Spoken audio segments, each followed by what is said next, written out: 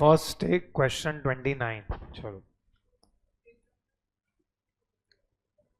Page number 230 question 29.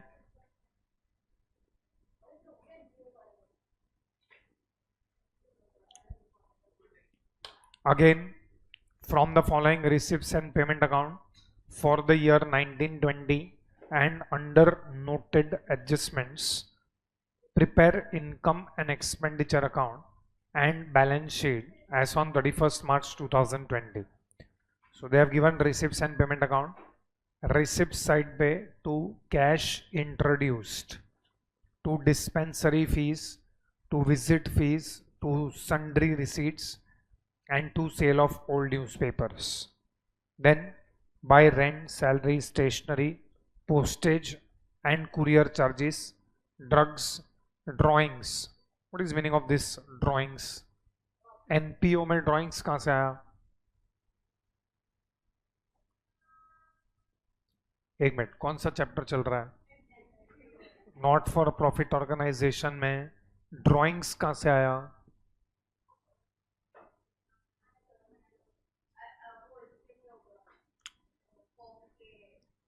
Form कहाँ से आया? कुछ भी ऑर्गेनाइजेशन का एक्सपेंसिस रहेगा तो वो तो यहाँ पे दिख रहा है ना. ड्राइंग्स मतलब okay, I will tell you what she is trying to say. This is money withdrawn from bank for doing expenses. That is what you mean? नहीं, मैं पूछ रहा हूँ. नहीं, ये वो नहीं है. ठीक है, ये ड्राइंग्स क्या है वो हम लोग देखेंगे. Medical equipments, subscriptions to journals and periodicals, electricity charges, travelling expenses, insurance, charity. Okay, balance carried down. Then you have adjustments, salaries outstanding 3,800, payment of purchase of drugs still payable 3,000, dispensary fees 6,000, visit fees rupees 4,000 which is still receivable. Traveling expenses include personal traveling of rupees 1,500, charge depreciation on medical equipments 10%, insurance is paid for 1 year ending on 30th September 2020, and stationery of remain 600 remained in the dispensary as on 31st March 2020.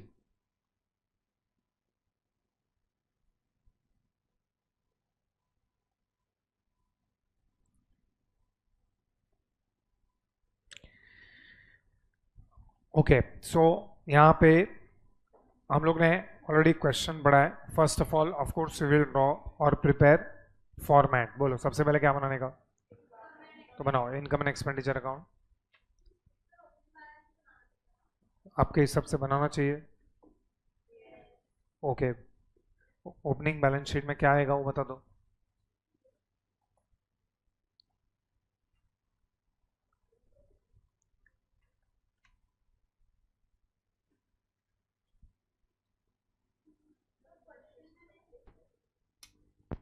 Okay चलो, before solving this question इसमें हम लोग को और एक चीज prepare करना है. What is that we have to prepare? I will tell you. In fact instead of me telling you, you tell me कि इसमें हमको करना क्या है. For that what you have to see is the things that I have highlighted. If you see the things that I have highlighted, और एक चीज मैं हाईलाइट कर देता हूं. ये सब मैंने हाईलाइट किया हुआ है. एक आपको रिसिप्ट साइड पे दिख रहा है cash introduced. Then you can see on the payment side drawings, or you can see in adjustment number 3 personal traveling. बोलो ये सबसे आपको क्या समझता है?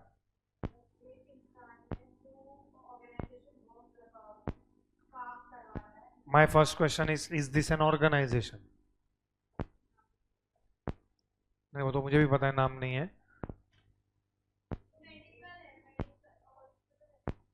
हॉस्पिटल है. मेडिकल है वो तो आपको हमको समझता है. तो first of all this is not a sum of any organisation, ये जो सम है वो एक डॉक्टर का है जो मेडिकल प्रैक्टिस कर रहा है. If you remember in this chapter, in fact in this chapter हम लोग क्या बनाते हैं, we prepare income and expenditure account. So NPO, NPO मतलब not for profit organisations, income and expenditure account बनाते हैं. तो वैसे ही जो इंडिविजुअल्स उनका वोकेशन प्रैक्टिस करते हैं, इसको हम वोकेशन बोलते हैं, मतलब डॉक्टर, लॉयर, चार्टर्ड अकाउंटेंट, ये लोग सब अपना जो भी डिग्री वो लोग ने लिया हुआ है वो लोग प्रैक्टिस कर रहे हैं. So these people also prepare income and expenditure account. So यहाँ पे ये जो सम दिया गया है, it is not of any organisation, it is of an individual, and of course that individual is a doctor. हमको कैसे पता चला ये डॉक्टर है?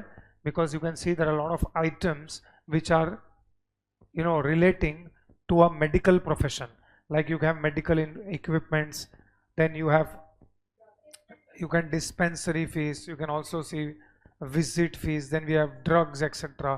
So ये सब medicines ये सब जो है, so this is definitely of a medical practitioner, that is doctor. तो इसलिए हम लोग को एक और अकाउंट बनाना पड़ेगा and that is called as capital account.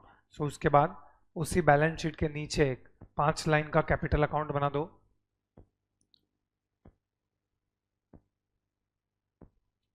Prepare capital account for 5 lines.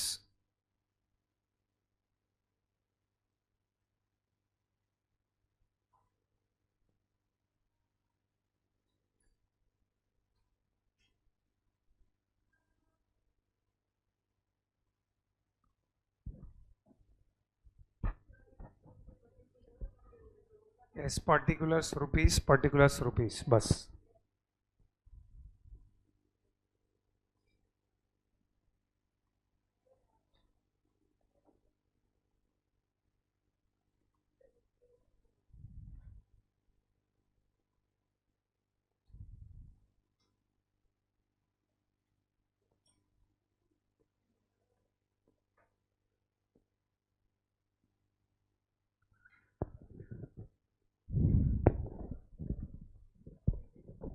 अच्छा, इसमें हम लोग ओपनिंग बैलेंस शीट क्यों नहीं बना रहे हैं? Anybody can you tell me?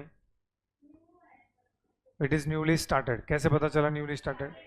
Cash introduce, तो ये सब न्यूली स्टार्टेड है. चलो स्टार्ट विथ, चलो सिंपल सिंपल एडजस्टमेंट्स तुम लोग करो. Like for example charge depreciation, salaries outstanding, dispensary fees, visit fees still receivable, ये सब तुम लोग खुद से कर सकते हो. पहले इक्विपमेंट्स करो, medical equipments. Adjustment number 1, salaries outstanding 3800, salaries outstanding 3800, expenditure side 2 salaries paid 6200, add outstanding 3800, total is 10,000 in the outer column. Outstanding salary, liability side पे outstanding expenses उसको underline करो. next line salary, inner column 3800. उसके बाद payment of purchase of drugs is still payable, तो ये भी 3000 is outstanding. Apart from adjustment number 1, यहाँ पे ड्रग्स दिया हुआ है 12,000, अमाउंट पेबल 3,000. और भी कहीं पे दिया हुआ है क्या ड्रग्स के बारे में? कुछ नहीं. सो देखने का हो सकता है कि देयर में भी सम क्लोजिंग स्टॉक ऑफ ड्रग्स. तो अगर क्लोजिंग स्टॉक ऑफ ड्रग्स होता है तो हमको ड्रग्स कंज्यूम्ड कैलकुलेट करना पड़ेगा, बट ऐसे में नहीं है. सो डेबिट साइड पे, रादर एक्सपेंडिचर साइड पे 2 drugs, underline that. Next line paid 12,000, add outstanding 3,000, outer column 15,000. second effect, liability side 3,000, so outer column में 6,800. so that is end of adjustment number 1. adjustment number 2, dispensary fees. dispensary fees is income, so income side पे by dispensary fees received 29,000, add outstanding 6,000, so outer column 35,000. Outstanding dispensary fees will come on the balance sheet asset side. balance sheet asset side पे outstanding incomes, underline, उसके नीचे dispensary fees 6,000. very similarly visit fees income side में आएगा by visit fees received 11,000, inner column. Next line, add outstanding 4,000, outer column 15,000. Second effect, asset side outstanding incomes के अंदर visit fees 4,000, वो दोनों का total outer column में asset side पे जाएगा 10,000. चलो adjustment number 3, travelling expenses include 1500 for personal travelling. तो travelling expenses if you see is 4,500, इसमें से 1500 इज पर्सनल ट्रैवलिंग. तो क्या करोगे इस एक्सपेंडिचर साइड पे? बस go to expenditure side, right down 2 travelling expenses, underline that. Next line लिखो पेड,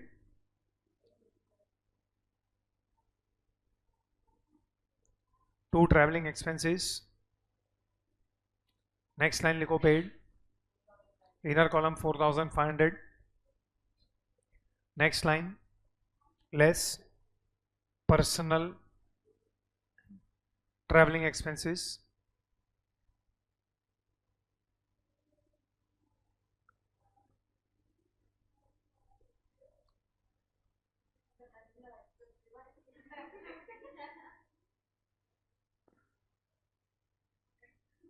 क्या हुआ?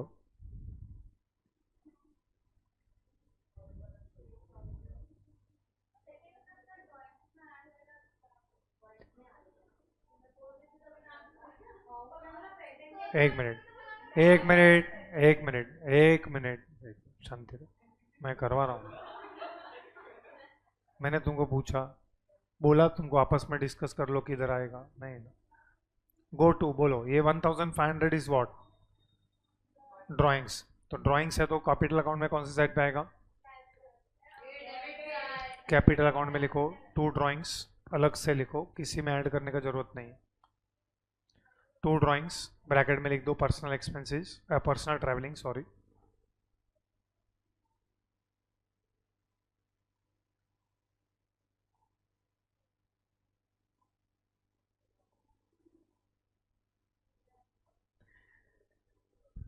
कितना है? 1,500. Okay, so adjustment number 3 is over. Next we will go for depreciation on medical equipments. I think you must have done that. Asset side पे medical equipments, inner column 15,000. Next line depreciation 10%, 1,500. Outer column 13,500. Depreciation on medical equipments का second effect will be on expenditure side to depreciation on medical equipments. Okay. Next one is insurance paid for 1 year ending on 30th September 2022. Insurance paid for 1 year ending 30th सितंबर 2022. हम लोग जो income and expenditure account बना रहे हैं उसका year ending क्या है? 31 मार्च. तो 31 मार्च से लेके 30th सितंबर का इंश्योरेंस इज व्हाट? प्रीपेड. सो पहले जाके क्वेश्चन में चेक करो इंश्योरेंस का अमाउंट कितना दिया है. कितना? 3,600. इसमें से how much is prepaid? 1,800. So write down expenditure side to insurance, underline that. Next line लिखो paid, inner column 3,600.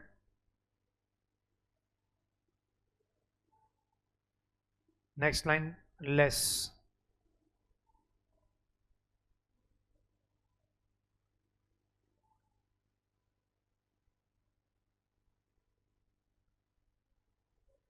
prepaid 1,800. outer column में 1,800.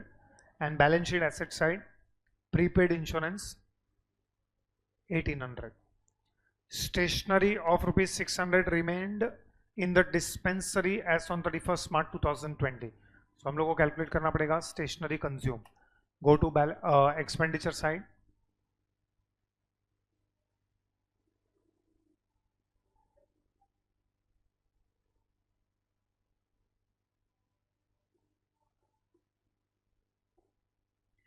एक्सपेंडिचर साइड पे लिखो to stationery consume, underline that.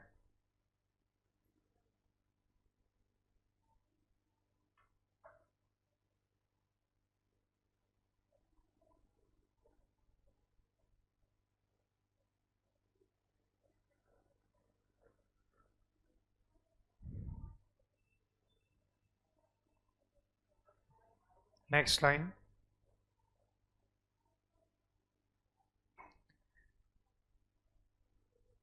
you can say purchased 2,100.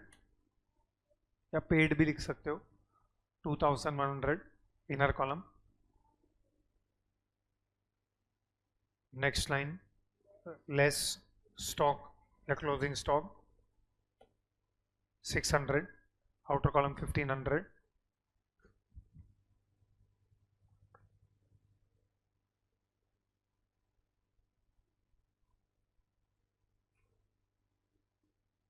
Okay, closing stock का second effect किधर आएगा बताओ?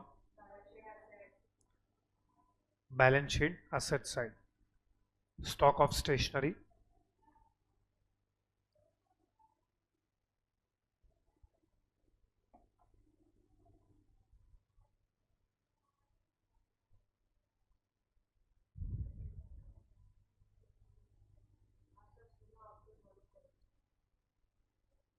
क्या हुआ? ऐसा थोड़ी सुनाई दे रहा है, कांट हियर. मुझे नहीं सुनाई दे रहा, नहीं सुनाई दे रहा. चलो ये हो गया stock of stationery. Now come to receipts and payment account. Receipts and payment account में कैश इंट्रोड्यूस 40,000 किधर आएगा वो बता दो. हाँ तो कैपिटल अकाउंट क्रेडिट साइड क्या लिखोगे? बाय बाय कैश और बैंक, या बाय बैंक अकाउंट या कैश और बैंक. बिकॉज कैश लिखा तो बाय कैश भी लिख सकते हो, ऐसा कुछ प्रॉब्लम नहीं. चलो कंप्लीट द सम नाउ. पहले इधर तो कंप्लीट करो इनकम साइड.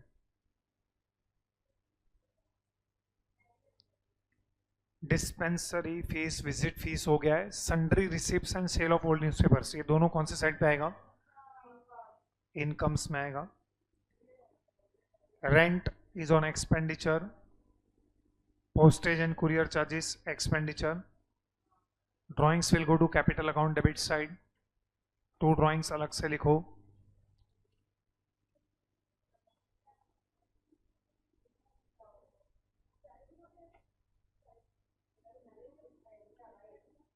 एक्सपेंडिचर अभी कहाँ पे आएगा, क्या पूछ रहे हो?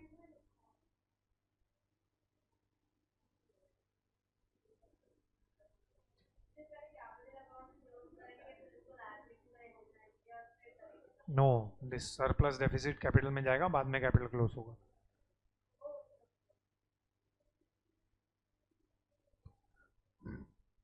चलो हो गया. What about balance carried down? Asset में आएगा. Cash in hand.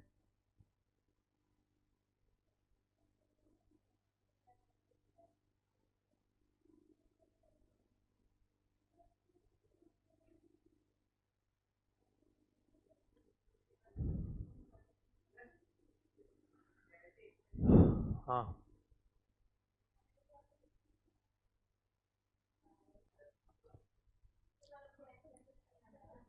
नहीं, बैठो तुम लोग, हम लोग करेंगे.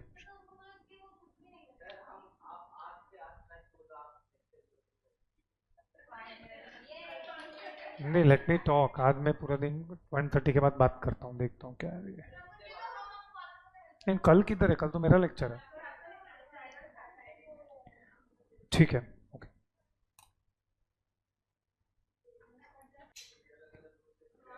ओके.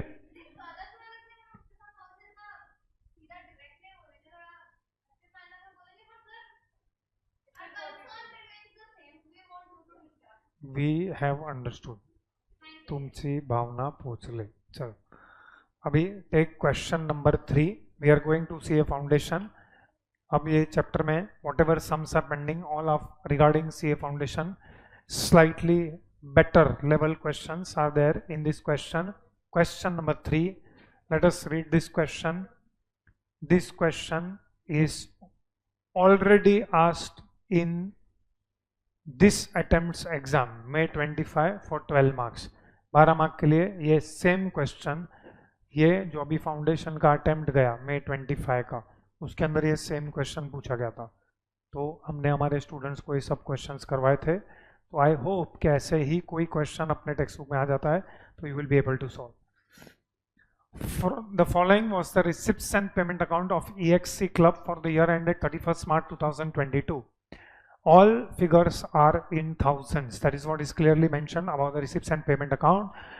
Receipt side पे लिखा है cash in hand, balance at bank, but this is balance at bank as per passbook, deposit account, current account, bank interest, donations and subscription, receipt from teas, contribution to fairs, sale of equipment, net proceeds of variety entertainment, donation for forthcoming tournament,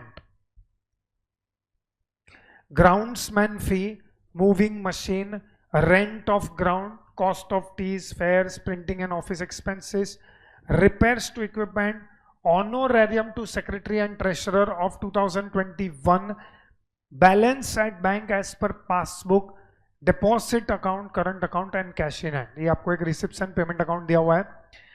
Then below this receipts and payment account, you are given the following information. Additional information that is given is subscription due, amount due for printing, etc. Check unpresented being payment for repairs, estimated value of machinery and equipment, interest not yet entered in the passbook, bonus to groundsman outstanding. For the year ended 31st March 2022, the honorarium to secretary and treasurer are to be increased by a total of rupees 200. Prepare income and expenditure account and balance sheet for the period ending 31st March 2022.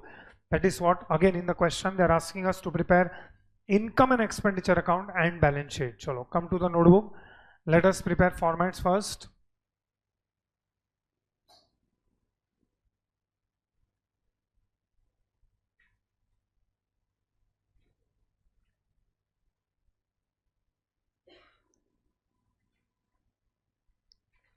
Please ignore question numbers.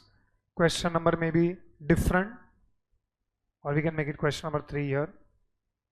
Now you can see size of income and expenditure account almost, and next page pe this is the format.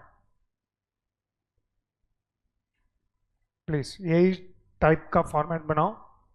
Be ready with the format and read the question once again. You have to read foundation का questions very carefully because this is a very good question. चलो, is the format ready? Now ये question में what is the very important point which is generally अगर आप question ध्यान से नहीं पढ़ोगे तो वो oversight हो जाता है, and वो इस सबसे important point ये है कि जो बैंक बैलेंस आपको दिया हुआ है is as per which book? Passbook. Opening balance as well as closing balance. ये लोग ने आपको एक रिसिप्ट्स एंड पेमेंट अकाउंट दिया हुआ है जैसे एवरी क्वेश्चन में दिया होता है.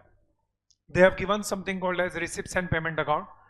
रिसिप्ट्स एंड पेमेंट अकाउंट में I would like to tell you first of all, in fact मैंने आपको फर्स्ट सम में बोला था, again I am telling you that receipts and payment account is nothing but summary of cash book.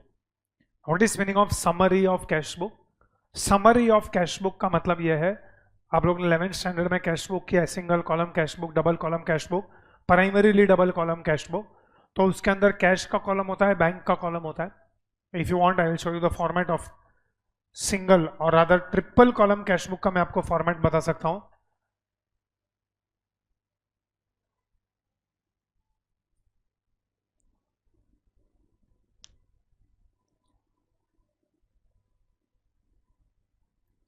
Because this is foundation book, even you have textbooks, you can go to page number 18 and see.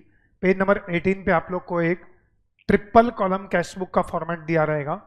ये triple column cash book के format में you can see there is a cash column and there is a bank column. Why it is called a triple column cash book? Because इसमें cash और bank के अलावा there are discount columns also. So फिलहाल discount column को we will not talk about. We will only discuss about cash column and bank column. So you can see, in fact, double column cash book या two column cash book में discount columns नहीं होते हैं, only cash column and bank column होता है. और cash book is prepared date wise. Cash book is prepared date wise मतलब you can see on the left hand side हमारे पास receipt side है, and on the right hand side we have the payment side. So that is why you can see there is a receipts and payment. लेकिन cash book जो बनता है वो date wise बनता है। तो coming back to our question, हमारे question में, in our question you can see like for example, अगर आप कोई भी एक particular you can say on the receipt side you take donations and subscription. अब ये donations and subscription is actually not 2600 because all the rupees here are in thousands, so actually speaking it is 26 lakhs। तो 26 lakhs का donations and subscription है। ये 26 lakhs का donations and subscription is received through out the year. थोड़ा अप्रैल में मिला रहेगा, थोड़ा वो लोग को मई में मिला रहेगा, थोड़ा जून जुलाई अगस्त सितंबर। तो कैश बुक में देखोगे ना तो डोनेशन एंड सब्सक्रिप्शन का नहीं तो 10 से 12 या 15 एंट्री हो सकता है। तो वो लोग ने एक समराइज करके आप लोग को 26 lakhs दिया हुआ है। That is a summarised cash book, that is nothing but receipts and payment account. Now one of the very important point of this question है कि रिसिप्ट्स एंड पेमेंट अकाउंट में वो लोग ने जो हमको फिगर दिया हुआ है, when I am saying the figure दिया हुआ है, दैट मींस वो लोग ने हमको जो bank balance as per passbook दिया हुआ है, this is bank balance as per passbook. At least if you don't remember the entire chapter, at least you remember the basics of BRS. Bank reconciliation statement में एक ऐसा चैप्टर था जिसमें you used to compare cash book and passbook. Cash book का balance and passbook का balance आपके BRS chapter में same नहीं होता था। Which balance? Balance as per cash book and balance as per passbook. ये बैलेंस आइडियली सेम होना चाहिए। क्यों आइडियली सेम होना चाहिए? See first of all you try to understand, cash book मतलब it is prepared by us, it is prepared by the cashier, it is prepared by the business, and passbook is prepared by the bank और the banker. Cash book में अभी अभी हम लोग ने एक format देखा, कैश बुक के रिसिप्ट साइड पे बैंक कॉलम होता है, पेमेंट साइड पे भी बैंक कॉलम होता है। कैश बुक में जो रिसिप्ट साइड पे बैंक कॉलम है और पेमेंट साइड पे बैंक कॉलम है, that is nothing but bank account that is opened in our books. लेकिन हमारा अकाउंट बैंक के बुक्स में भी ओपन होता है। हमारा अकाउंट जो बैंक के बुक्स में ओपन होता है उसका कॉपी हमको बैंक देता भी है, that is nothing but which is called as passbook. तो अगर मैं बोल रहा हूं कि बैंक के पास से 50,000 इज रिसीवेबल, तो बैंक क्या बोलेगा? कस्टमर को 50,000 is payable. If I am saying bank is my creditor for 50,000, on the contrary bank has to say that customer is my debtor for 50,000। या फिर मैं अगर बोलता हूं bank is my debtor for 50,000, तो बैंक बोलेगा customer is our creditor for 50,000। मतलब moral of the story बोलने का मतलब ये है, अगर मेरे बुक्स में बैंक अकाउंट का बैलेंस 50,000 है तो बैंक के बुक्स में मेरा अकाउंट बैलेंस 50,000 बताना चाहिए। आइडियली दोनों का balance should be same, but वो बैलेंस सेम नहीं होता है। वो बैलेंस सेम नहीं होता है, इसलिए आपके सिलेबस में एक चैप्टर था और फाउंडेशन में है, that is called as bank reconciliation statement. अब यहां पे आपको एक रिसिप्ट्स एंड पेमेंट अकाउंट दिया है। ये रिसिप्ट्स एंड पेमेंट अकाउंट में जो आपको बैलेंस दिया है, this is balance as per passbook. I am talking about opening balance and I am talking about closing balance. अच्छा, in opening balance and closing balance I am talking about balance in current account. We are talking about balance in current account. तो passbook में current account में opening balance दिख रहा है 600। पहले हम opening balance का डिस्कशन करते हैं, उसके बाद I will discuss about closing balance. Even if you don't remember the chapter bank reconciliation statement, you have to use your common sense. Common sense use करना है,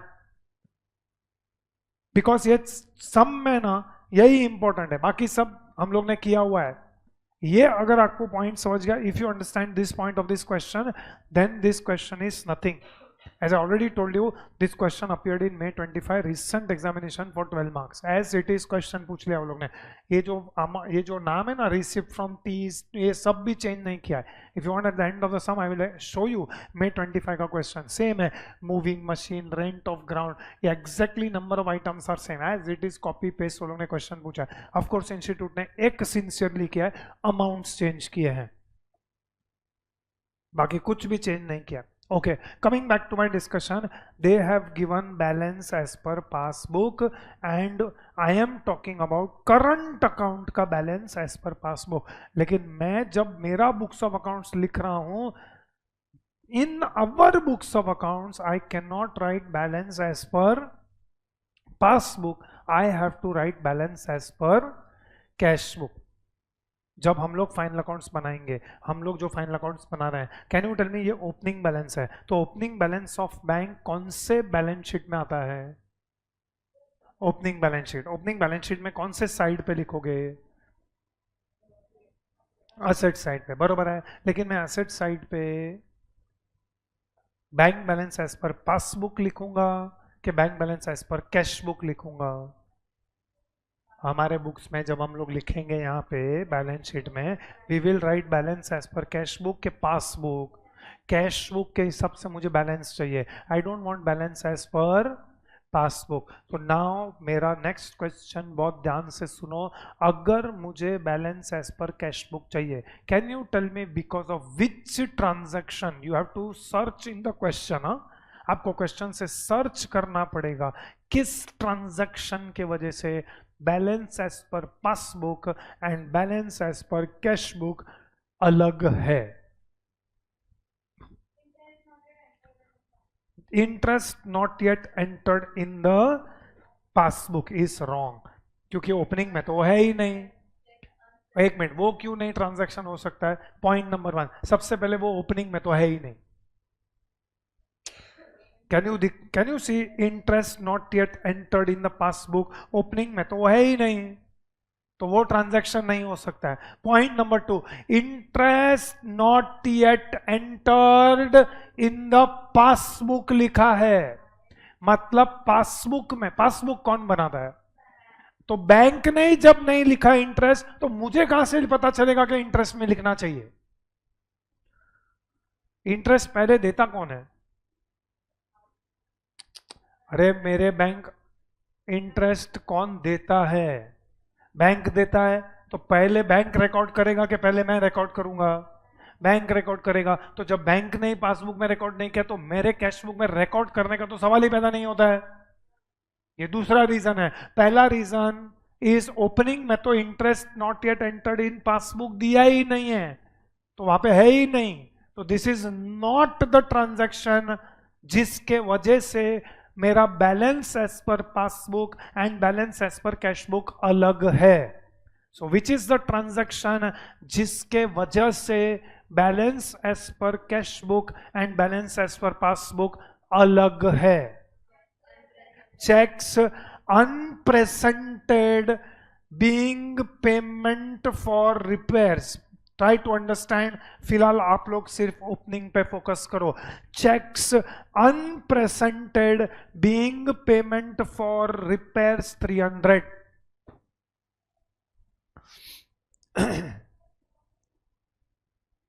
Okay, this is which book?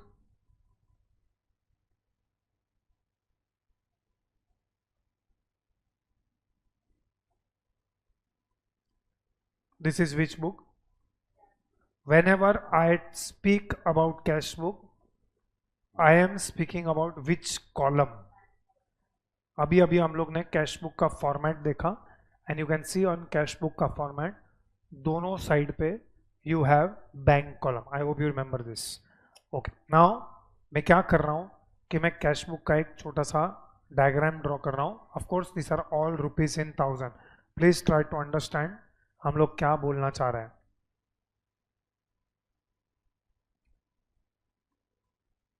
Can you tell me what is the entry you will pass अगर आप cheque issue कर रहे हो for repairs? Of course cash book में हम क्या एंट्री पास करेंगे, उससे मुझे लेना देना है। रिपेयर्स अकाउंट डेबिट टू, अरे चेक इशू कर रहा हूं तो कैश और बैंक क्यों? टू बैंक अकाउंट, बरोबर है। Okay, so can you tell me cash book में कौन से साइड पे आना चाहिए? रिसिप्ट साइड पे आना चाहिए कि पेमेंट साइड पे आना चाहिए? पेमेंट साइड पे आना चाहिए। By repairs, everybody agrees with this. अब मेरा एक कॉमन सेंस का क्वेश्चन का आंसर देना प्लीज। ये कॉमन सेंस है। सी क्या होता है मन में जब हम सीए करते हैं ना, तो स्पेशली हम जब सीए में डिस्कशन करते हैं, हम लोग को है ना सिर्फ बुक में क्या एंट्रीज पास करना है ना, वो अनफॉर्चुनेटली सीए क्या करते हैं, बहुत बुकिश नॉलेज लेते हैं और बाय हार्ट करते हैं। तो मैं ना प्रैक्टिकली उसको रिलेट करो, मतलब तुमको टाइम पीरियड आना चाहिए। You are not a normal 11th-12th standard student या बीकॉम स्टूडेंट जो जैसे तैसे खाली एग्जाम देने के लिए दे रहे हो। आपको अगर मैं like for example, next question is a very practical question. Like for example वो लोग ने हमको लिखा है अप्रैल 1 2021, अप्रैल 1 2021 करके एक डेट है, उस डेट पे cheques are unpresented. What is meaning of unpresented? Issue हो गया है लेकिन सामने वाले पार्टी ने अभी तक चेक प्रेजेंट नहीं किया। प्रेजेंट नहीं किया है मतलब लाइक फॉर एग्जाम्पल तुमने हमको चेक दे दिया है लेकिन अभी तक हम लोग ने वो चेक डिपॉजिट नहीं किया है, मतलब मेरे बैंक ने तुम्हारे बैंक पे प्रेजेंट नहीं किया है। एज ऑन 1 अप्रैल 2021 300 का चेक है। So can you tell me this cheque must have been issued in which year? हाँ, तो लास्ट ईयर कौन सा है? 2020, 2021। तो ये हो सकता है हम लोग ने 30 या 31 मार्च को इशू किया रहेगा चेक। कौन सा डेट पे इशू किया रहेगा हम लोग ने? We are talking about last year. What is the last year here? 2020, 2021। So अगर 2020 2021 का बात चल रहा है, so it is quite possible that towards the end of March, maybe in the last week of March, maybe in fact last 1 or 2 days of March, March 30, March 31 को हम लोग ने इशू किया रहेगा। सो मार्च 30 को हम लोग ने इशू किया रहेगा by repairs. What is amount? 300। ऐसा करके हम लोग ने एक चेक इशू किया है 2020 2021 में। लेकिन can you tell me these cheques are not yet presented for payment. Not yet presented for payment मतलब पासबुक में इसका एंट्री आया होगा कि नहीं आया होगा? पासबुक में इसका एंट्री नहीं आया होगा। कौन से ईयर में नहीं आया होगा? चलो फॉरगेट अबाउट ईयर, कौन से मंथ में नहीं आया होगा? मार्च 2021 में इसका एंट्री पासबुक में नहीं आया होगा। Do you agree with this much? ठीक है। अब वो लोग ने हमको दिया है balance as per passbook. First of all आपको ये बेसिक आना चाहिए कि पासबुक और कैशबुक का जो बैलेंस रहता है वो नॉर्मली, यूजुअली, जनरली उल्टा होता है। उल्टा होता है मतलब मैं अगर बैंक का अकाउंट डेबिट करूंगा तो बैंक मेरा अकाउंट क्या करेगा? क्रेडिट करेगा। लाइक हमने बिल्स ऑफ एक्सचेंज में पढ़ा है, अगर ड्रॉवर ड्रॉवी का अकाउंट क्रेडिट करेगा तो ड्रॉवी ड्रॉवर का अकाउंट डेबिट करेगा। सो इनफैक्ट नॉर्मली उल्टा होता है कि ड्रॉवर ड्रॉवी का अकाउंट डेबिट करता है। जब हम सेल करते हैं तो it is B's account debit to sales account, तो बी क्या एंट्री पास करेगा?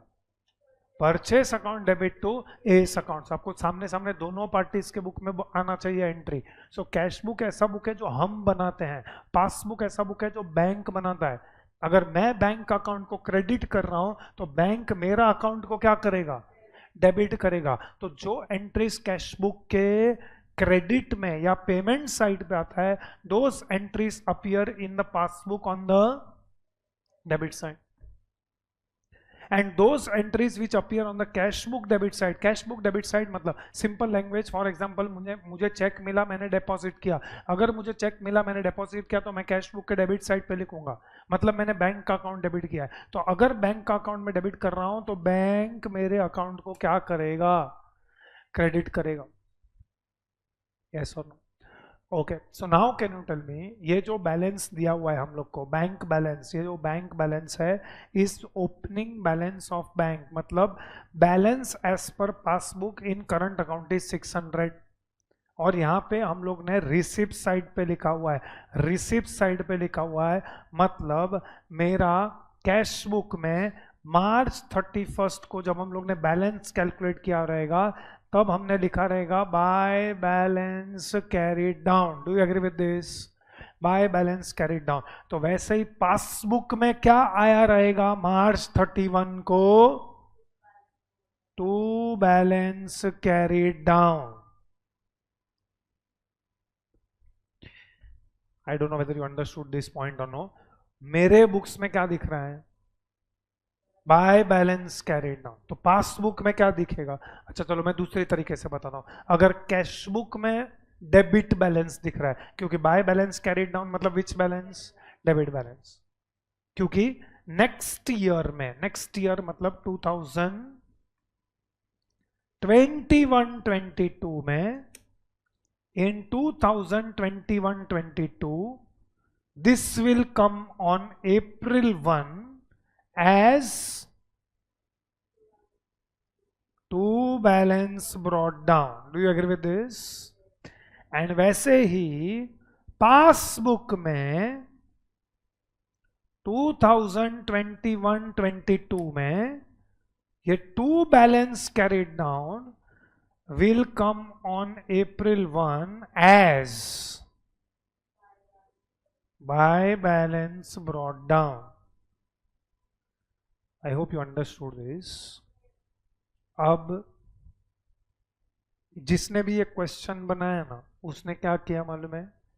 ये जो फिगर है ना, बैलेंस एज पर बैंक, ये 600 उसने है ना यहां से उठाया है। मतलब उसने क्या किया, पासबुक देखा और पासबुक में उसको बैलेंस दिखा 600, क्योंकि उसने क्या दिया है, बैलेंस एज पर पासबुक। ये ओपनिंग बैलेंस है, तो ओपनिंग बैलेंस मतलब उसने अप्रैल 1 को पासबुक में बैलेंस देखा, बाय बैलेंस ब्रॉट डाउन 600, और ये 600 उसने हमको यहां पे दे दिया।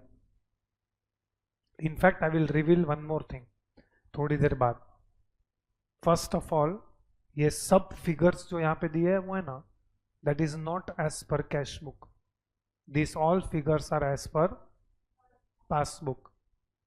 आई विल प्रूव इट कि ये जो फिगर्स यहाँ पे दिया ना, सब फिगर्स, ये are not as per cash book, they are as per passbook.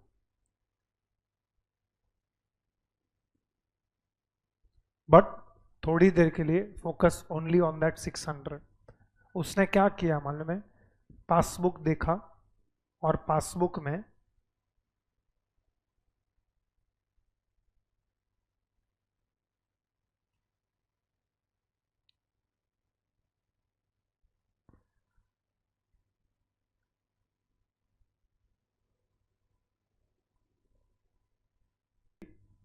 Different then हम लोग जो करते हैं। सबसे पहले मैंने आपको ये बोला कि यहाँ पे जो उसने 600 दिया है, that is balance as per which book? Passbook. तो उसने क्या देख किया है, पासबुक उठाया, पासबुक में उसने ओपनिंग बैलेंस देखा 600, ये 600 देख के उसने आपको यहाँ पे 600 का बैलेंस दे दिया है। नाउ ये जो 300 का चेक है, ये इशू हो चुका है बट अभी तक प्रेजेंट नहीं हुआ है। तो अगर मैं कैश बुक और पासबुक का बैलेंस कंपेयर करूंगा, तो can you tell me, as compare to passbook, cash book का बैलेंस ज्यादा है कि कैश बुक का बैलेंस कम है? कम होगा, यस और नो? तो can you tell me, if this is the only transaction, then cash book का balance will be how much?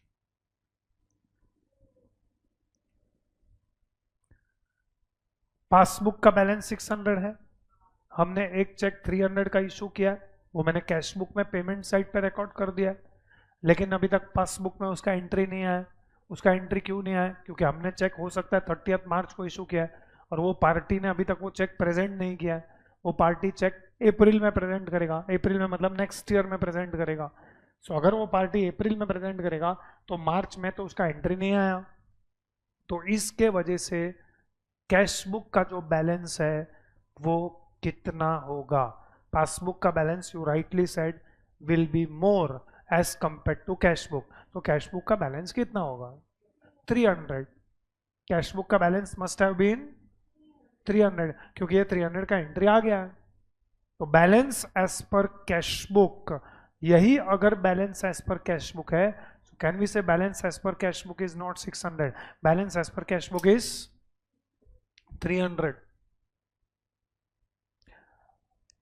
और मैंने एक स्टेटमेंट पास किया, see I am telling you whether you understand.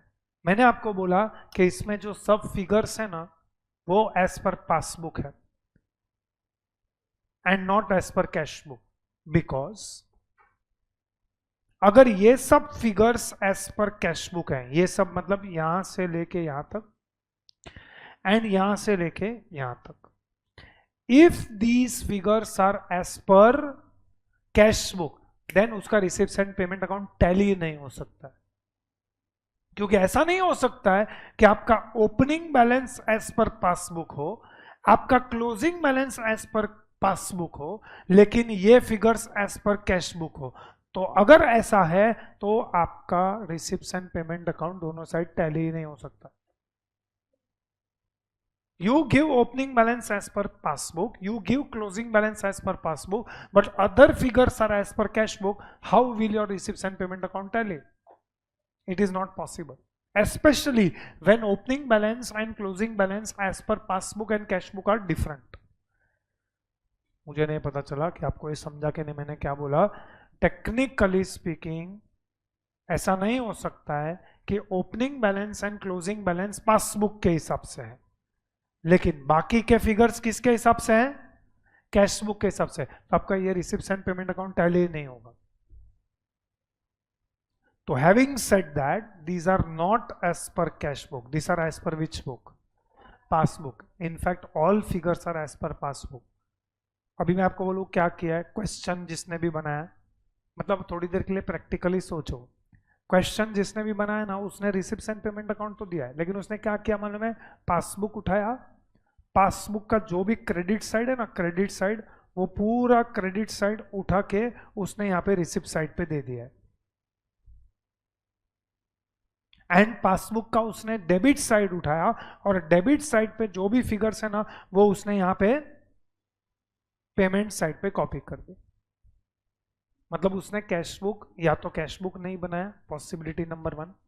Possibility number one, cash book बनाया है लेकिन सिर्फ cash का कॉलम बनाया है, क्योंकि आपको balance of cash in hand दिया है। देखो उसने क्या किया कि बैंक का कॉलम बनाने का क्या जरूरत है, बैंक का कॉलम तो सीधा हम पासबुक से कॉपी कर सकते हैं।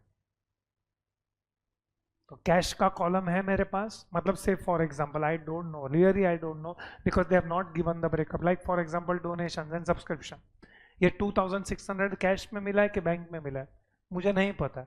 सपोज इसमें से 2000 मुझे बैंक में मिला है और 600 कैश में मिला है, तो 600 उसने कैश कॉलम से लिया, 2000 उसने बैंक कॉलम में यहाँ पे क्रेडिट में आएगा 2000, तो 2000 प्लस 600 ऐसा करके उसने रिसिप्ट साइड पे लिख दिया 2600।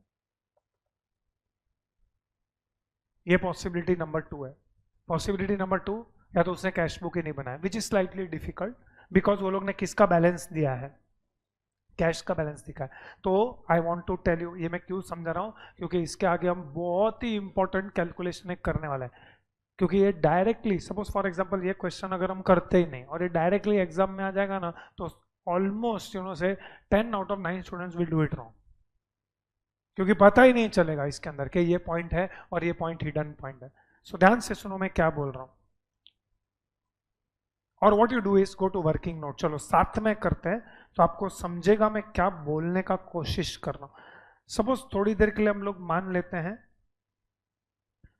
कि हम रिसिप्ट्स एंड पेमेंट अकाउंट बनाते हैं। Go to working note, write down receipts and payment account. ये रिसिप्ट्स एंड पेमेंट अकाउंट जो तुम वर्किंग नोट में बना रहे हो ना, वो एग्जाम में बनाने का जरूरत नहीं है। एग्जाम में कैसे करने का वो थोड़ी देर बाद बता रहा हूँ, लेकिन रिसिप्ट्स एंड पेमेंट अकाउंट में क्यों बनवा रहा हूँ, is for your understanding. So you go to receipts and payment account,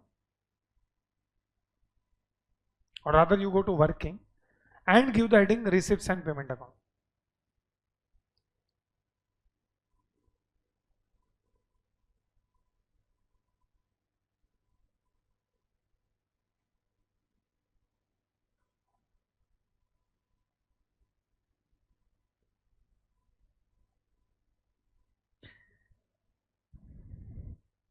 Receipts and payment account.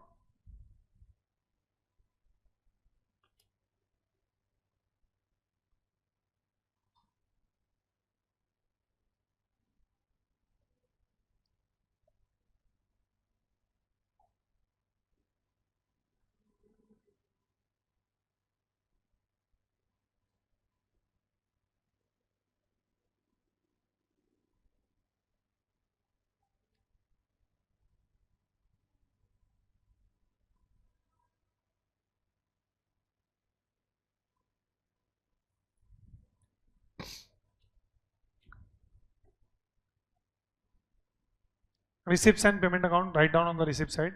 Of course these are all rupees in thousand. Once and for all, I think तुमने format में ऊपर लिख दिया है.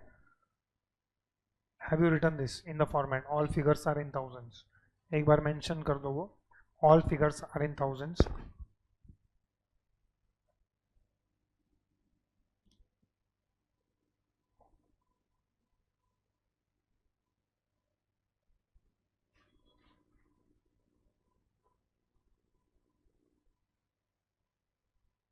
Listen carefully.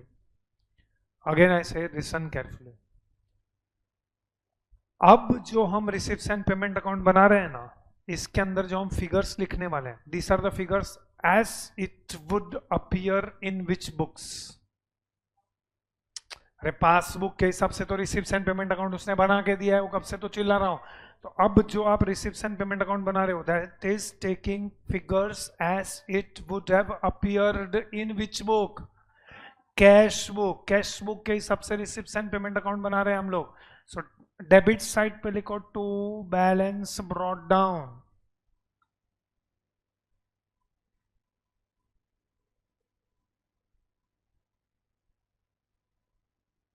उसको underline करो. Next line में लिखो cash in hand.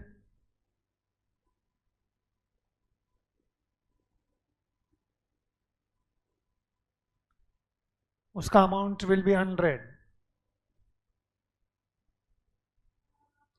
Immediately next line लिखो डिपॉजिट अकाउंट.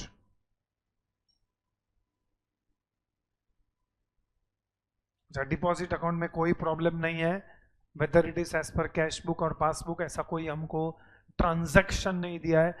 तो I am saying that deposit account में, डिपॉजिट अकाउंट्स में ना ट्रांजैक्शन भी बहुत लेस फ्रीक्वेंटली होता है. हम जो भी चेक्स इशू करते हैं, डिपॉजिट करते हैं, एक्सेट्रा पेमेंट करते हैं, वो सब करंट अकाउंट से करते हैं, क्योंकि नॉर्मली करंट अकाउंट में ट्रांजैक्शंस बहुत ज़्यादा रहता है, वॉल्यूम ज़्यादा रहता है. तो डिपॉजिट अकाउंट का बैलेंस एज इट इज लिखेंगे 2230. बट करंट अकाउंट का जो बैलेंस है, दिस इज नॉट 600, क्योंकि 600 का जो बैलेंस है is as per which book? Passbook. लेकिन हम जो यहाँ पे बैलेंस लिख रहे हैं ये एज पर विच बुक? तो अभी हम लोगों ने डिस्कस किया, कैश बुक के हिसाब से बैलेंस कितना है? 300. तो यहाँ पे चाहिए तो ब्रैकेट में लिखो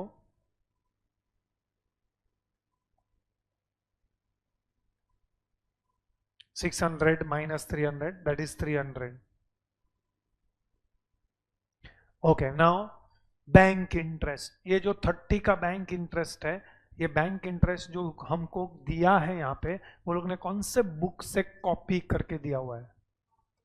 पासबुक के हिसाब से. तो कैन वी से कैश बुक में या कैश बुक में कोई बता सकता है फिगर विल बी सेम और डिफरेंट?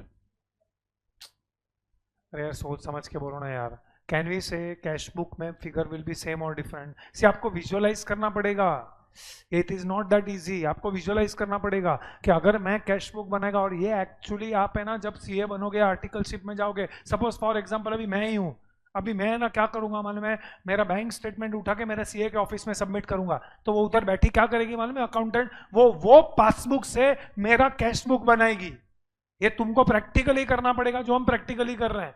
थोड़ी देर के लिए समझ लो आपको बैंक स्टेटमेंट देगा, मैं कैश बुक मेंटेन नहीं करता हूं, मैं दिन में 10 पेमेंट करता हूं, ऐसा साल में मैंने 3000 पेमेंट किया रहेगा, मेरे पास टाइम नहीं है कि मैं बैठ के खुद का cash book, I don't have an accountant with me every day. तो मैं क्या करूंगा, I don't maintain cash book, तो मैं क्या करूंगा कि मैं मेरा बैंक स्टेटमेंट का प्रिंट आउट निकाल के, इनफैक्ट प्रिंट आउट भी नहीं, मैं तो डाउनलोड करके उसको मेल कर दूंगा, वो खुद प्रिंट आउट निकालेगी और वो मेरा प्रिंट आउट लेके बैठेगी पासबुक का, और उसके बेसिस पे वो मेरा कैश बुक बनाएगी. आर यू गेटिंग मैं क्या बोल रहा हूं? अब उसने बैंक स्टेटमेंट में देखा कि बैंक स्टेटमेंट में बैंक इंटरेस्ट दिख रहा है 30,000 रुपया, तो अब मैं इसी ऑर्गेनाइजेशन का कैश बुक मैं बना रहा हूं, क्योंकि ये लोग ने नहीं बनाया. ये लोग ने अगर बनाया होता तो वो लोग मेरे को bank balance as per passbook थोड़ी देता था. आज तक हम लोग ने जितना भी रिसीप्ट्स एंड पेमेंट अकाउंट देखा है, उसके अंदर जो ओपनिंग बैलेंस में बैंक बैलेंस देखा है, वो bank balance is as per which book? Cash book. But यहाँ पे वो लोग ने bank balance as per cash book नहीं दिया है, वो लोग ने bank balance as per which book दिया है? अगर ये bank balance as per passbook है, अगर ये bank balance as per passbook है, तो ये बाकी के फिगर्स कैश बुक के हिसाब से नहीं हो सकते हैं, क्योंकि अगर वो फिगर्स कैश बुक के हिसाब से हैं तो उनका ये टैली नहीं होएगा। यस और नो? तो अब ये फिगर्स देख के मैं उनका कैश बुक जनरेट कर रहा हूं, बना रहा हूं। तो हम इनका पासबुक देख के हम हमारा कैश बुक बना रहे हैं, क्योंकि ये रिसिप्शन पेमेंट अकाउंट यूज करके मैं फाइनल अकाउंट्स बनाऊंगा। This is the procedure practically followed. मेरा भी फाइनल अकाउंट्स बनता है, मेरा भी income and expenditure account and balance sheet बनता है। बिकॉज अभी अभी हम लोग ने 12th स्टैंडर्ड का लास्ट क्वेश्चन किया जिसमें मैंने आपको बोला those who are doing profession वो लोग का भी प्रॉफिट एंड लॉस अकाउंट नहीं बनता है, वो लोग का भी इनकम एंड एक्सपेंडिचर अकाउंट बनता है। तो मेरा भी एंड ऑफ द ईयर में अभी बाकी है मेरा income and expenditure account and balance sheet बनाने का, क्योंकि मेरा रिटर्न फाइलिंग बाकी है। तो मैं मेरा फाइनल अकाउंट्स बनाएगा, और मेरा फाइनल अकाउंट मैं खुद नहीं बनाता हूं, मेरा चार्टर्ड अकाउंटेंट बनाता है। तो मेरा जब चार्टर्ड अकाउंटेंट बनाता है वो मेरे पास से मेरा बैंक स्टेटमेंट मांगेगा, अरे बैंक स्टेटमेंट दे भाई तेरा फाइनल अकाउंट्स बनाने का है, क्योंकि मैंने साल में हजारों पेमेंट किया है। अभी मैं नीचे चाय पी के 10 रुपए का पेमेंट किया, सुबह को नाश्ता किया 200 रुपए का पेमेंट किया, ऐसा नहीं तो मेरा दिन में इतना सारा पेमेंट रहता है। तो वो लोग एक एक पेमेंट को बोलता अच्छा इसका इतना पेमेंट इतना पेमेंट इतना पेमेंट, उसके बेसिस पे वो लोग मेरा पहले क्या बनाएंगे, receipts and payment account, summarise receipts and payment account बनाएंगे। मतलब वो क्या करेगी, पूरे साल का पेमेंट का टोटल करेगी, ऐसा मैंने कितना पेमेंट्स किया है तो सब करके ग्रुप कर देगी। रिफ्रेशमेंट एक्सपेंसेस 15,000 पूरे साल का टोटल मारेगी वो। They will prepare summarized, but I am preparing receipts and payment account from which book? Passbook. तो मैं पासबुक का रिसिप्ट्स एंड पेमेंट अकाउंट से बिजनेस का रिसिप्ट्स एंड पेमेंट अकाउंट में कन्वर्ट कर रहा हूं, बाद में ये यूज करके हम फाइनल अकाउंट्स बनाएंगे। If you understand the procedure मैं क्या बोल रहा हूं। तो अब हम लोग ने पासबुक में देखा बैंक इंटरेस्ट 30 रुपया, तो क्या ये फिगर कैश बुक में और पासबुक में सेम है? यस और नो? इफ यस तो मैं ये मेरे रिसिप्ट साइड पे भी लिख दूंगा to bank interest,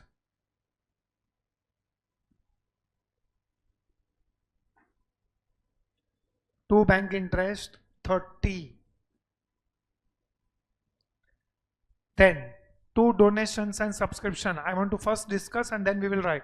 Donations and subscription, receipt from trees, contribution to fairs, sale of equipment, net proceeds of variety entertainment and donation for forthcoming tournament. ये सब जो figures दिए हैं, these figures are as per which book?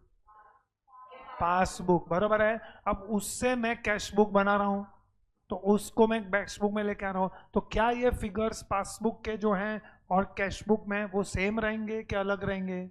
Same रहेंगे, क्योंकि ऐसा कोई transaction तो है नहीं जिसमें मुझे हमको दिया गया है। तो ये सब को एज इट इज तुम वापस रिसिप्ट साइड पे लिख दो। सेम लिखना है आपको। To donations and subscription 2600। Please, I know this is a long cut, but you will understand what I am trying to say. To receipt from T's, exam में कैसे सॉल्व करने का शॉर्टकट में, वो पूरा शॉर्टकट में यहाँ पे समझाऊंगा, बट पहले लॉन्ग कट समझो तो आपको शॉर्टकट समझेगा। To receipt from T's 300, to contribution to fairs 100, to sale of equipment 80, to net proceeds of variety entertainment 780, and to donations for forthcoming tournament 1000.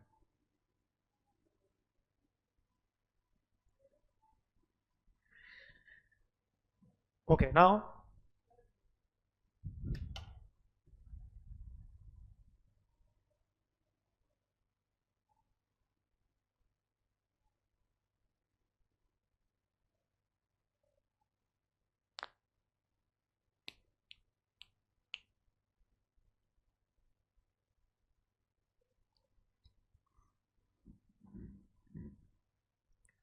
listen,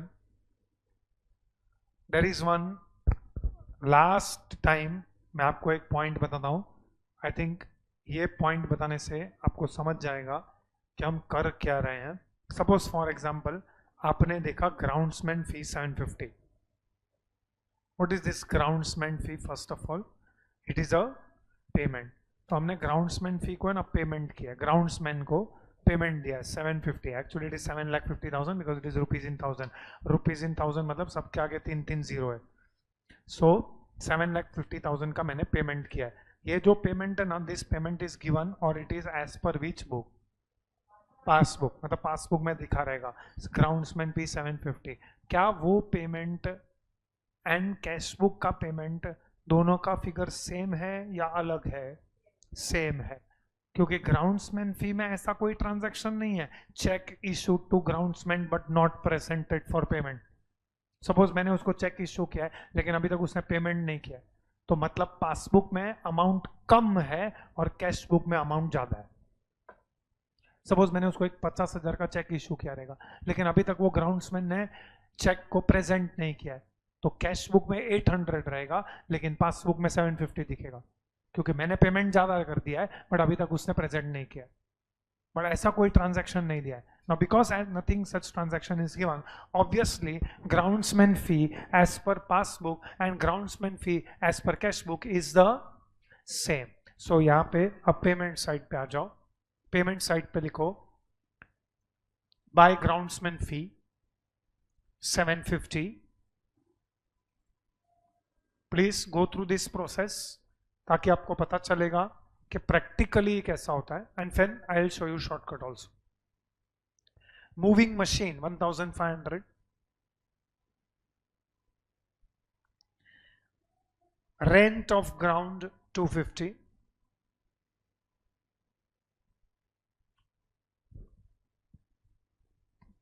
cost of teas, please go slow. तो by cost of teas 250.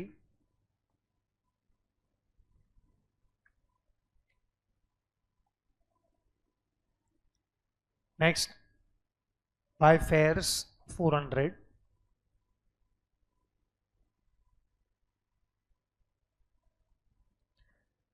Buy printing and office expenses 280. And now stop writing. What is the next one? Repairs to equipment 500.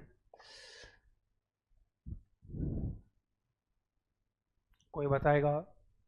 Repairs to equipment 500 is as per which book? मैं आखिरी बार पूछ रहा हूँ, question में ये जो 500 का फिगर दिया है is as per which book? Passbook. बरोबर है. ये पेमेंट है. पेमेंट क्या हो गया? Payments. See whether you understand. Passbook में पेमेंट्स जो है ना वो डेबिट साइड पे दिखता है. आई रिपीट, पासबुक में पेमेंट्स डेबिट साइड पे दिखता है, बिकॉज कैश बुक में जो पेमेंट्स है वो कौन से साइड पे दिखता है? तो अगर मैं बैंक का अकाउंट को क्रेडिट कर रहा हूं तो बैंक मेरा अकाउंट को क्या करेगा? डेबिट. तो यहां पे this is for the year ended 31st March 2022. I hope you can see that. तो 31st March 2022 में रिपेयर्स टू इक्विपमेंट 500 दिख रहा है. यस और नो? मतलब ये पासबुक में कौन से साइड पे दिखता रहेगा? डेबिट साइड पे दिखता रहेगा.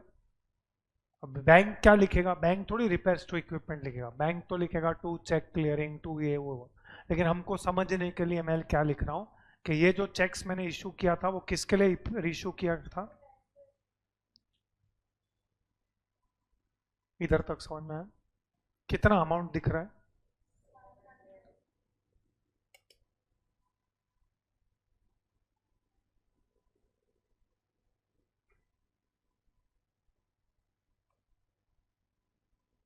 कितना अमाउंट दिख रहा है?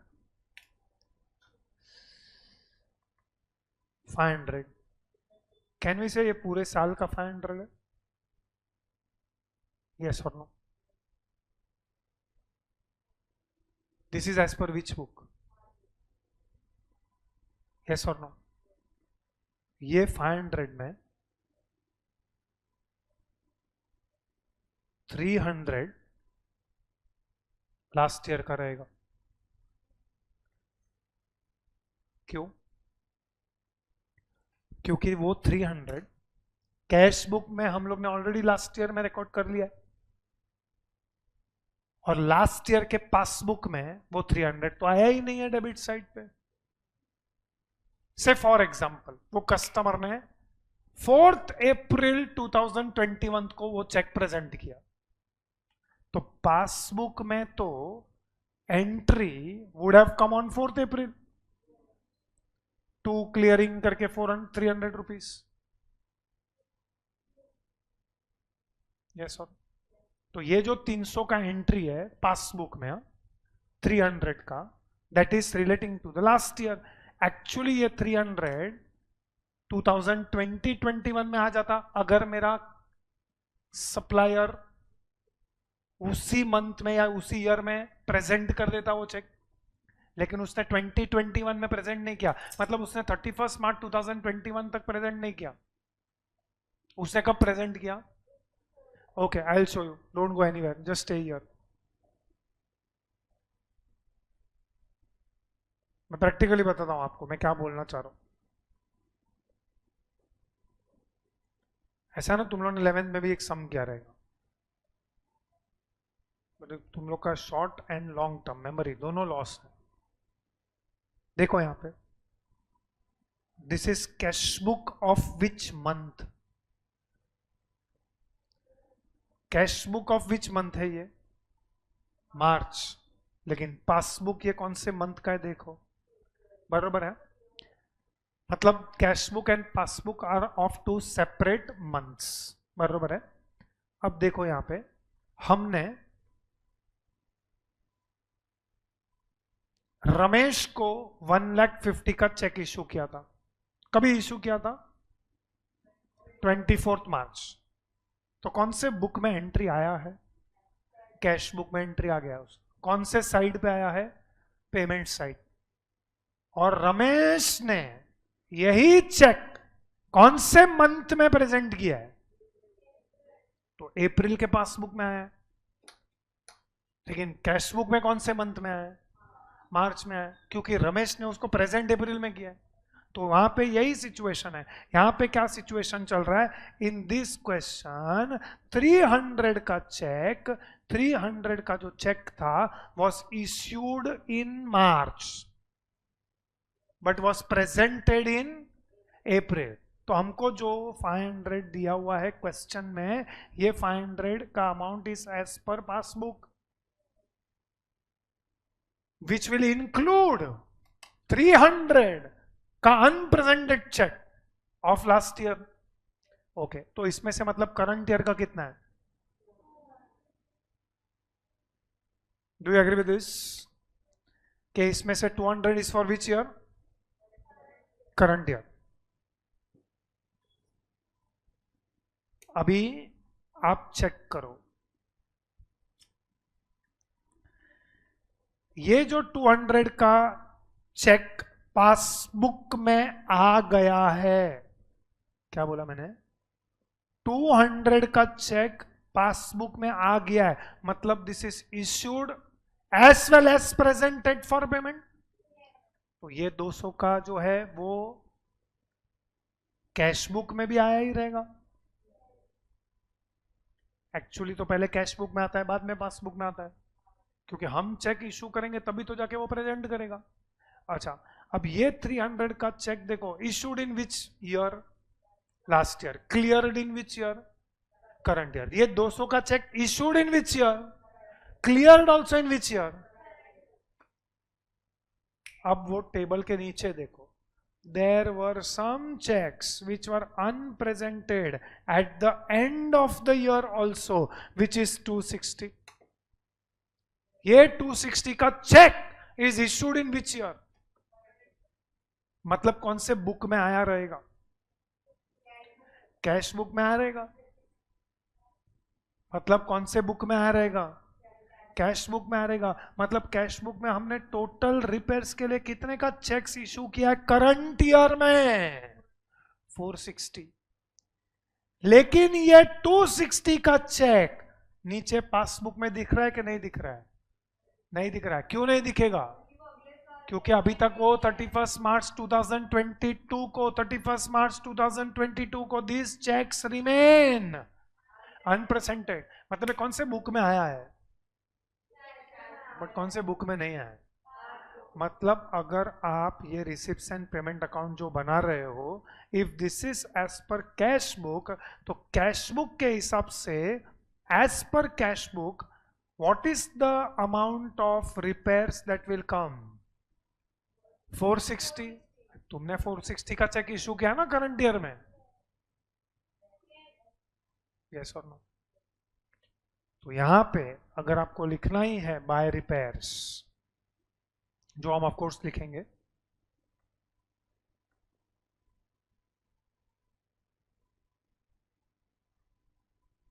बाय रिपेयर्स टू इक्विपमेंट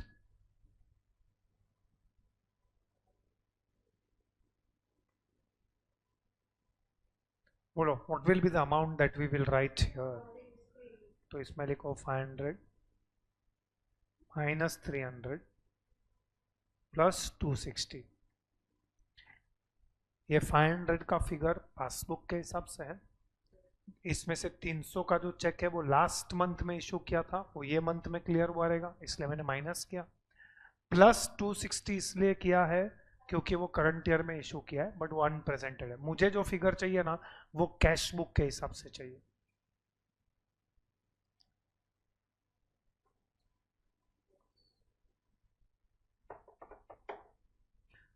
चलो next one, honorarium to secretary and treasurer of 2021. So as it is लिख दो, by honorarium to secretary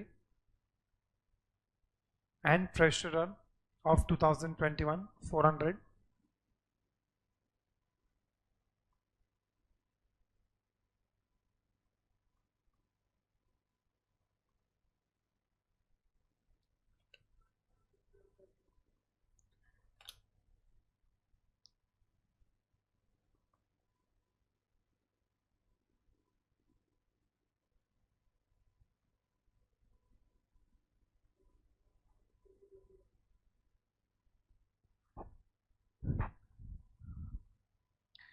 please मैं जो लिख रहा हूँ वही लिखो, अदरवाइज कैंसिल करना पड़ेगा। डिपॉजिट अकाउंट में balance is 3090 and cash in hand is 250। Don't write current account. इधर तक समझ में आया?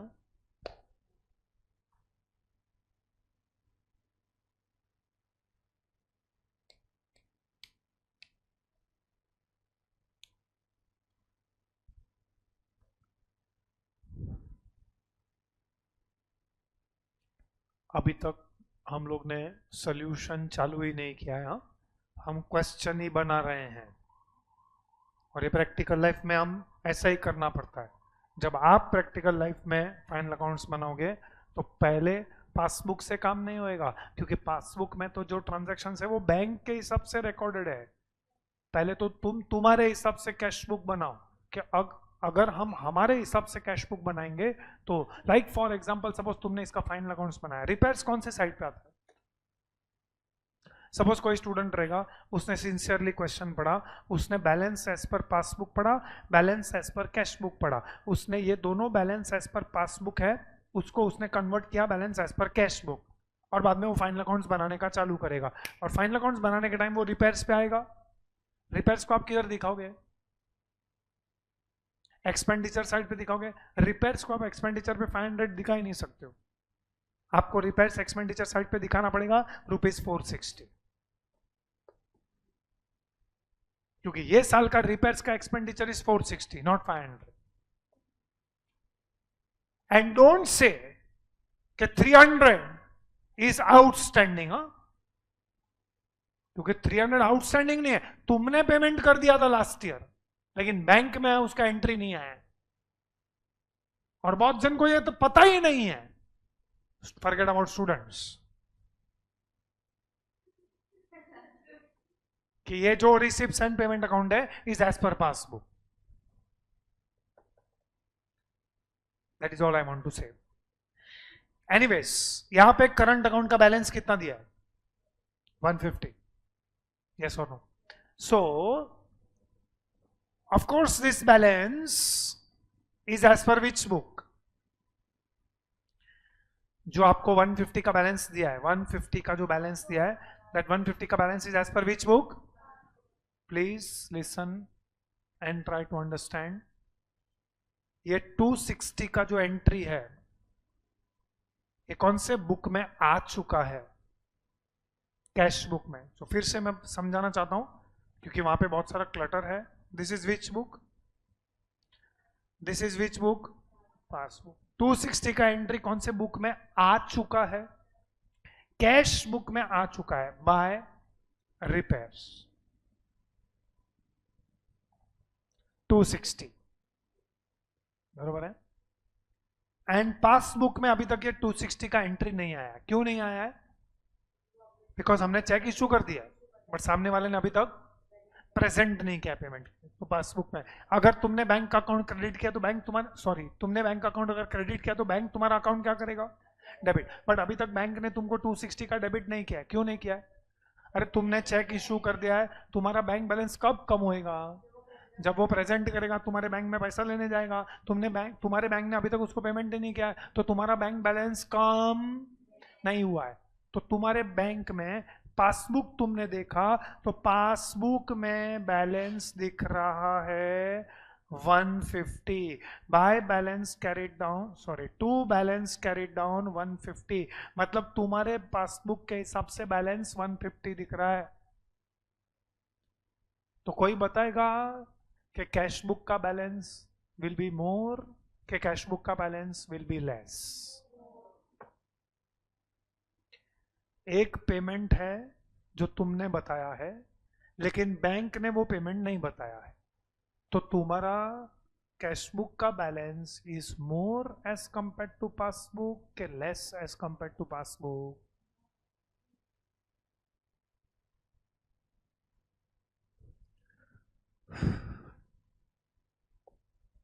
एक मिनट.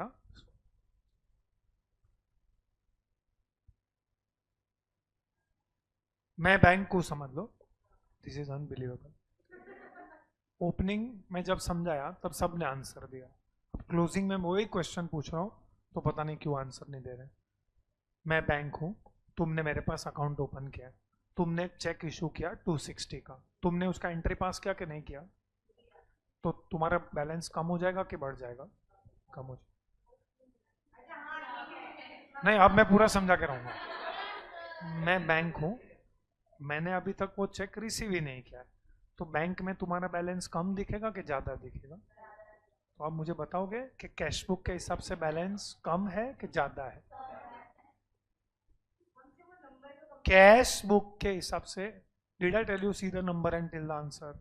कॉमन सेंस यूज करोगे. मैंने पहले ही बोला ना, ये क्वेश्चन सॉल्व करने के लिए कॉमन सेंस चाहिए. मैं ये सम सेम बीआरएस से भी सॉल्व कर सकता हूँ. You can prepare BRS at the beginning of the year and BRS at the end of the year. लेकिन बीआरएस आता है तुमको फिर, मतलब मैं पहले भी पूरा बीआरएस चैप्टर रिवाइज कर रहा हूँ, फिर 2 बीआरएस बैंक रिकंसिलिएशन स्टेटमेंट बनवाऊँ, तो ये कॉमन सेंस हम कर सकते हैं. ओके. तो एग्जाम में भी ऐसे ही सोचना है. मेरा अकाउंट किसी बैंक में है, मैंने 260 का चेक इशू कर दिया है, तो मैंने मेरे बुक में एंट्री रिकॉर्ड कर लिया रहेगा. मतलब मेरा बैलेंस बढ़ गया कि कम हो गया? लेकिन बैंक का बैलेंस अभी भी कम है कि ज़्यादा है? कितने से ज़्यादा है? 260. तो कोई बताएगा कि कैश बुक में बैलेंस कितना होगा?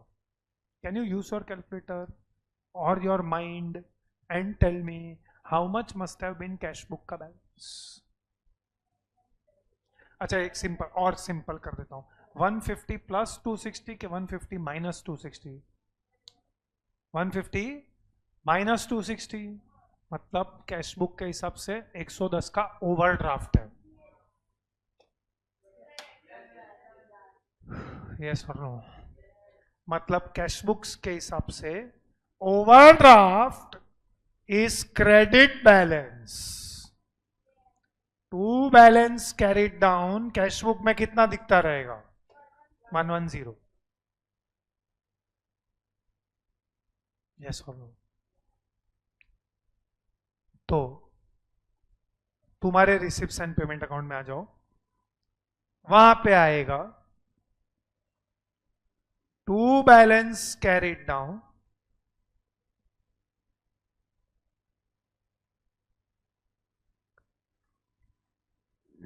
करंट अकाउंट,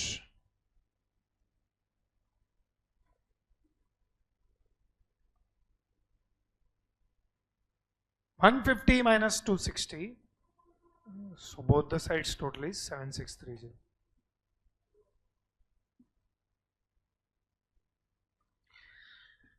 ये जो है ना, इसको हम लॉन्ग कट बोलते हैं। प्रैक्टिकली ऐसा होता है, इसमें हम लिटरली आप समझ लो कि जो हमारा क्लाइंट रहता है वो हमको बैंक स्टेटमेंट दे देता है, बोले ये लो बैंक स्टेटमेंट, हमने कैश बुक वैश बुक बनाया नहीं है, तुमको करना है तुम करो, हम बैंक स्टेटमेंट सबमिट कर रहे हैं।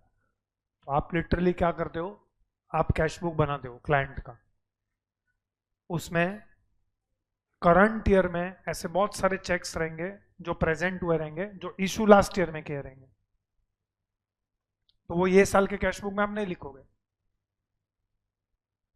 या मैं उल्टा बताता हूं, ऐसे बहुत सारे चेक्स रहेंगे जो इशू किए रहेंगे, क्योंकि क्लाइंट खाली तुमको पासबुक का कॉपी नहीं देता है, चेक बुक भी देता है बहुत सारा।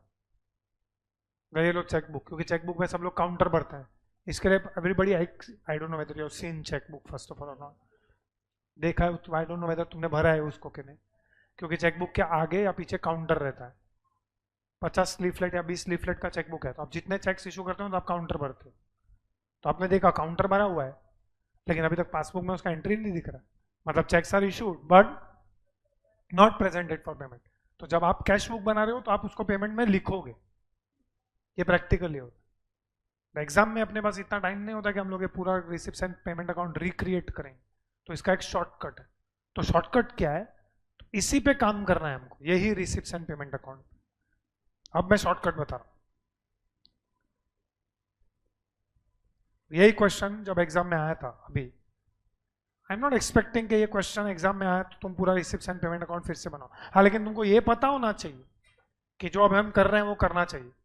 तो सबसे पहले तो आपको क्या करना चाहिए कि जो बैलेंस एज पर पासबुक है उसको कन्वर्ट करना पड़ेगा into balance as per cash book. So आप क्या करोगे, ये पासबुक के हिसाब से नहीं चाहिए, ये कौन से हिसाब से चाहिए, कैश बुक के हिसाब से बैलेंस चाहिए।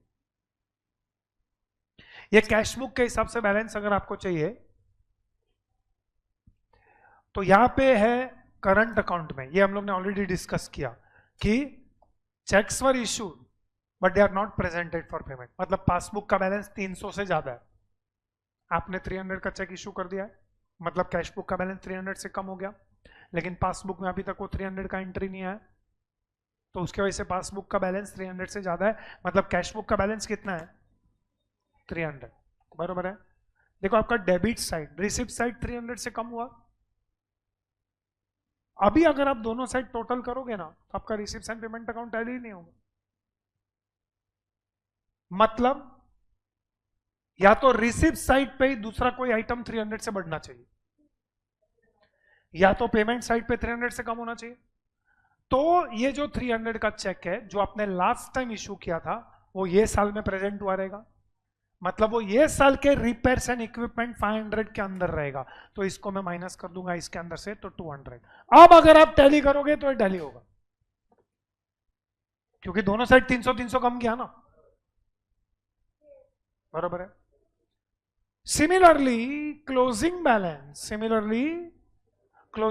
Closing balance is not as per cash book, हमको किसके हिसाब से चाहिए, कैश बुक के हिसाब से। तो 260 का चेक्स हैव बीन इशूड, 260 का चेक्स हैव बीन, तो सबसे पहले 260 का चेक्स हैव बीन इशूड, मतलब यहां पे 260 आना चाहिए क्योंकि तुमने चेक इशू किया है। तो अगर तुमने 260 का चेक इशू कर दिया है मतलब कैश बुक के हिसाब से बैलेंस 260 से कम हो गया, तो मतलब आपका पेमेंट 260 से बढ़ गया, पेमेंट 260 से, तो सामने या तो रिसिप्ट 260 से बढ़ाओ तो ही टैली होगा, या तो पेमेंट साइड पे दूसरा कोई आइटम 260 से कम होगा, तो क्या कम होने वाला है, क्लोजिंग बैलेंस 260 से कम हुआ, मतलब ये -110 हो गया। अभी अगर आप करोगे तो टैली होगा। डबल इफेक्ट दिया ना आपने, यहाँ पे 300 से कम किया तो बाद में पेमेंट भी आपने 300 से कम किया। ये फर्स्ट ट्रांजैक्शन। सेकंड ट्रांजैक्शन आपने 260 से एक पेमेंट बढ़ाया, तो सामने नीचे बैलेंस को 260 से कम कर दिया, तो सेम साइड पे एक बढ़ाया एक कम हुआ, तो ये 150 माइनस 260 -110। बैंक बैलेंस नेगेटिव, मतलब इट हैज बिकम ओवरड्राफ्ट। ये शॉर्टकट है।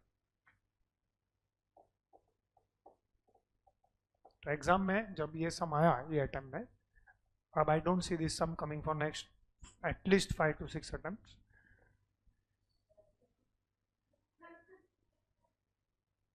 बट अच्छा पॉइंट था ये क्वेश्चन। 1 घंटे से हम लोग सिर्फ यही पॉइंट डिस्कस कर रहे हैं, क्वेश्चन तो अभी तक सॉल्व करने का चालू भी नहीं किया।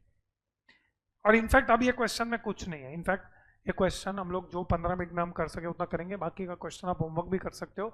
It is extremely simple, but important point was creating this receipts and payment account, because जब आप फाइनल अकाउंट्स बनाओगे, अब ये receipts and payment account obviously जो मैंने चेंजेस किया उसके बाद it is useful, but without changes अब ये रिसिप्ट्स एंड पेमेंट अकाउंट कोई यूजफुल नहीं है। अगर आपको फाइनल अकाउंट्स बनाना है तो ये वाला रिसिप्ट्स एंड पेमेंट अकाउंट जो हमने वर्किंग में बनाया है वो यूज करके बनाना पड़ेगा।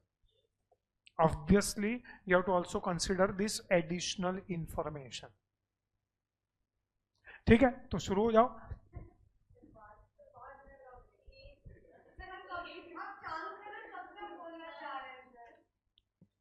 अरे ब्रेक तो मुझे लेना चाहिए, कब से मैं एफर्ट डाल रहा हूं। ये चैप्टर, सॉरी ये सम, ये इजी होता अगर आपको BRS याद रहता। किसी को याद है BRS? नहीं, even if you remember BRS, I still insist and listen carefully. Even if you remember BRS, you will be able to find out this, you will be able to find out this. But the important part is this. आपको पता होना चाहिए कि repairs to equipment का figure change होगा, वो 460 होगा।